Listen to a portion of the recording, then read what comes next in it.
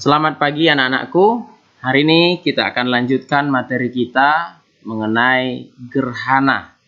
Jadi gerhana ini ada dua jenis. Yang pertama gerhana bulan dan yang kedua gerhana matahari. Kita akan masuki gerhana yang pertama, yaitu gerhana bulan. Nah, diingat gerhana bulan itu adalah posisi matahari, bumi, dan bulan itu segaris dengan urutannya. Di sini ada matahari, di sini ada bumi, dan di sini ada bulan. Jadi proses terjadinya gerhana matahari ketika bulan berada pada posisi umbra. Nah, perhatikan di sini. Umbra itu adalah daerah gelap. Jadi sama sekali sinar matahari itu tidak intensitasnya sangat sedikit. Ya. Tidak ada di sini. Ini namanya daerah gelap. Sedangkan ini namanya daerah penumbra. Penumbra itu samar, ada berkas cahaya matahari tetapi samar. Ya, masih ada sedikit-sedikit. Di sini nyaris tidak ada. Karena apa? Karena bagian bumi ini, nah ini kalau kita pelajari garis singgung persekutuan luar, ya, nanti kalian masuk di kelas 8, inilah dia, ditarik garis lurus. Inilah yang dikenai sinar matahari secara langsung, dan ini apanya? Ada juga cahaya matahari tetapi samar. Di sini sama sekali tidak ada. Jadi posisi gerhana bulan itu terjadi pada daerah umbra. Ingat urutannya: matahari, bumi, dan bulan berada pada posisi umbra, ya. Nah, selanjutnya, sedangkan gerhana matahari itu terjadi kebalikannya, nak.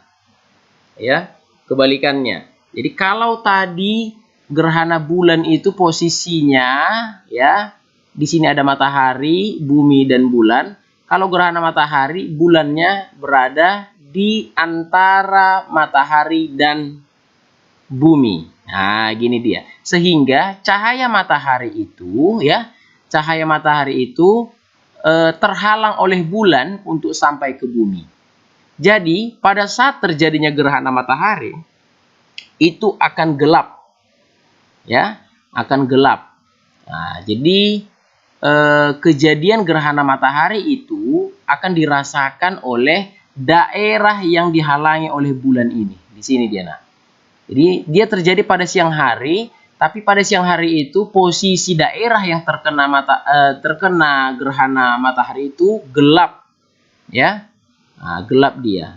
Nah, jadi ketika bulannya bergeser, jadi kembali lagi dia terang.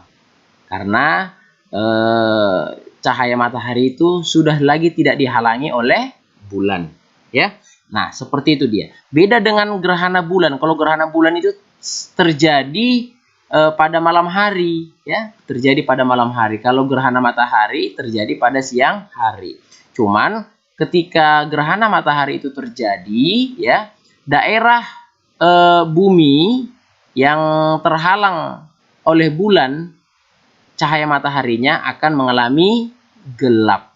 Jadi ketika gerhana matahari total terjadi, di sini gelap, asli gelap seperti malam, ya. Dan itu terjadi hanya beberapa menit,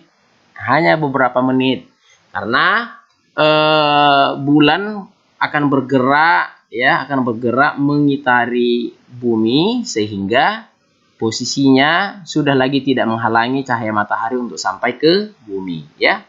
Oke. Kemudian perhatikan, ini merupakan bagian yang sering keluar di ujian akhir, ya. Nah, perhatikan di sini ada namanya pasang surut air laut. Jadi pasang surut air laut itu ada dua macam. Yang pertama namanya ada pasang purnama atau pasang perbani. dan ada yang kedua namanya pasang neap. Nah, pasang purnama atau pasang perbani itu terjadi ketika posisi matahari, bulan, dan bumi itu segaris. Ini dia segaris. Sedangkan pasang neap itu terjadi ketika posisi matahari, bulan, dan bumi itu saling tegak lurus. Jadi posisi bulannya di sini maka akan terjadi pasang neap. Apa yang disebut dengan pasang purnama? Nah, ini perhatikan ya nak ya. Jadi ketika pasang purnama, namanya juga purnama ya. Kalau purnama itu artinya bulan itu penuh terlihat ya. Jadi terang. Nah, jadi karena posisi matahari, bulan, dan bumi itu segaris, akibatnya ada kombinasi dari gaya gravitasi bumi dan bulan ya, yang juga tetap di bawah kontrol oleh matahari. Akibatnya adalah air akan mengumpul di sini. Maka dibilang pasang purnama. Tinggi permukaan air laut akan meningkat. Kemudian bulan akan bersinar terang. Akibatnya apa? Nah, akibatnya para nelayan pada kondisi ini akan kesulitan dalam mencari ikan. Karena tinggi air laut itu meningkat, kemudian sangat terang sehingga ikan akan akan menyelam ya, akan berenang lebih dalam ya, lebih dalam sehingga susah untuk ditangkap oleh para nelayan. Jadi biasanya kalau pasang purnama, hasil tangkapan nelayan akan menurun. Akibatnya harga ikan akan menjadi naik ya. Nah, ini sebaliknya di sini pasang neap itu permukaan air laut akan menurun ya, akan menurun dan intensitas cahaya bulan juga menurun ya, gelap. Jadi akan memudahkan para nelayan untuk menangkap ikan sehingga hasil tangkapan pada posisi ini akan meningkat ya. Itu dia. Baiklah, selanjutnya kita akan masuk ke anggota tata surya yang berikutnya, yaitu meteoroid. Di sini meteor. Batuan meteoroid yang masuk ke atmosfer bumi akan menghasilkan jejak cahaya. Itulah yang kita sebut dengan meteor. Ya. Nah, jadi meteoroid itu, jadi tolong dibedakan ya nak ya. Ada meteoroid, ada meteor. Jadi kapan disebut dia meteor? Ketika meteoroid itu masuk ke atmosfer bumi dan menghasilkan jejak cahaya. Itulah namanya meteor. Nah, meteoroid itu adalah batuan angkasa ketika dia masih berada di luar daerah bumi. Nah, namanya masih meteoroid. Ya. Nah, jadi ketika dia sudah masuk ke atmosfer bumi dan menghasilkan jejak cahaya, nama batuan meteoroid itu menjadi meteor ya, atau sering disebut dengan bintang jatuh ya. Nah, bintang jatuh atau bintang beralih. Nah, jadi konon katanya ketika kita melihat bintang jatuh, kita panjatkan permohonan dalam hati kita, maka dipercaya akan dikabulkan. Nah, itu mitos ya, itu mitos ya. Nah, jadi sebenarnya meteor itu adalah batuan meteoroid ya yang masuk ke atmosfer bumi dan meninggalkan jejak cahaya, dan itu banyak menghujani bumi kita ya nak ya, banyak sekali menghujani bumi kita. Nah, karena bumi kita 2/3 diantaranya adalah perairan, maka sebagian besar meteor itu jatuh ke laut. Nah, jadi kalau dia jatuh ke daratan atau ke pemukiman, ya, pasti masuk berita ya. Jadi sebagian besar banyak jatuh di laut ya nak ya. Oke, itu dia. Kemudian yang berikutnya ada yang kita sebut dengan komet Nah, komet itu apa lagi kan gitu ya? Nah, komet itu adalah benda langit ya yang mengorbit matahari dengan lintasan sangat lonjong ya. Dengan lintasan sangat lonjong, kemudian nama lain komet ini sering disebut sebagai bintang berekor. Nah, perhatikan, ada satu ciri dari komet ini yang khas sekali, yaitu apa? Ekornya tadi itu selalu menjauhi matahari. Jadi kalau dia melintas di sini, ekornya tidak didekatkan dengan matahari, selalu menjauh terhadap matahari, ya. Nah, itu. Nah, inilah dia. Waktu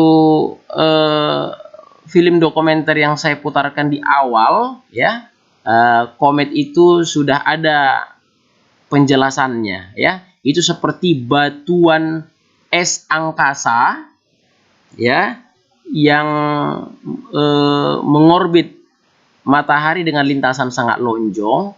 Karena dia merupakan batuan es angkasa, jadi esnya itu apa namanya, mencair, ya, mencair sehingga membentuk ekor yang sangat panjang, ya, bagian ekor yang sangat panjang. Perhatikan, bagian dari komet itu ada namanya inti, ya, atau nukleus, kemudian ada koma dan ada awan hidrogen.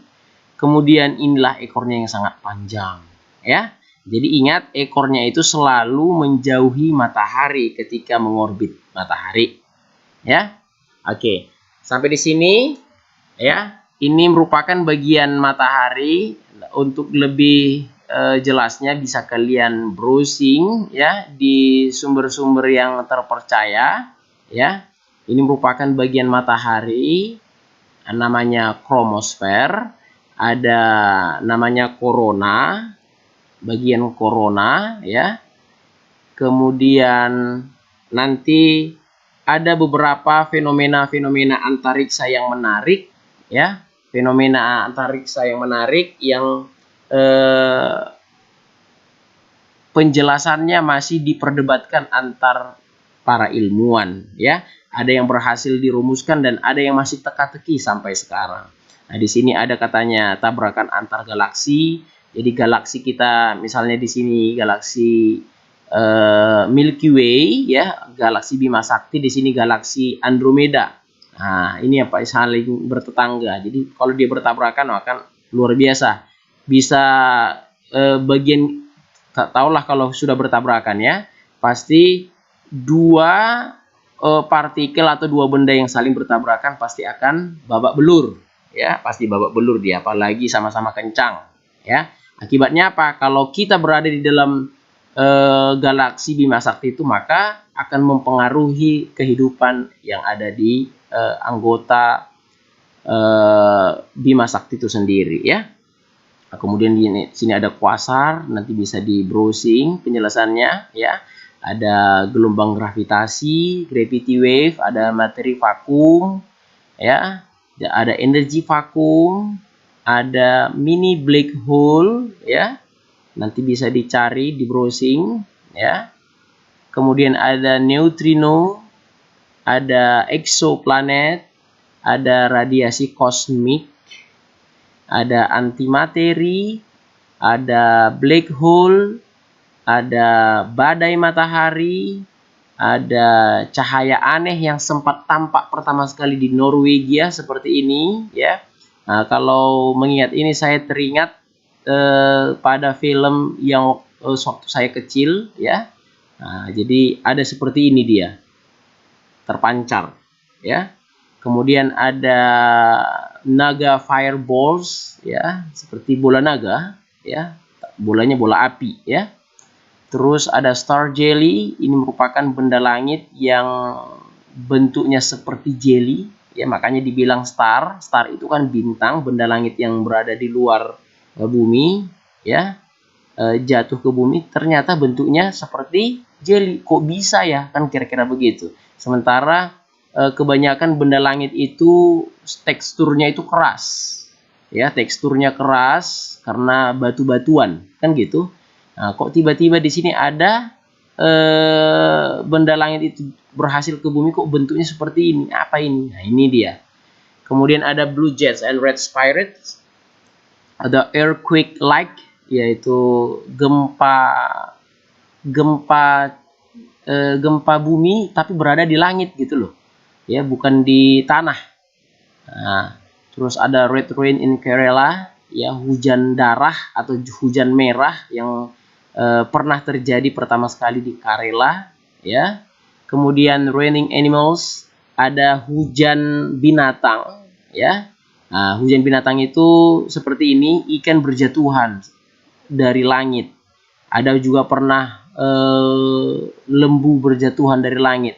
Nah, awalnya kalau berdasarkan konsep proses terjadinya hujan, nah ini sangat tidak mungkin bisa terjadi. Bagaimana mungkin ikan itu bisa berada di sana, kan begitu. Nah, sampai pada akhirnya ini dapat dijelaskan oleh para ilmuwan yang mengatakan bahwa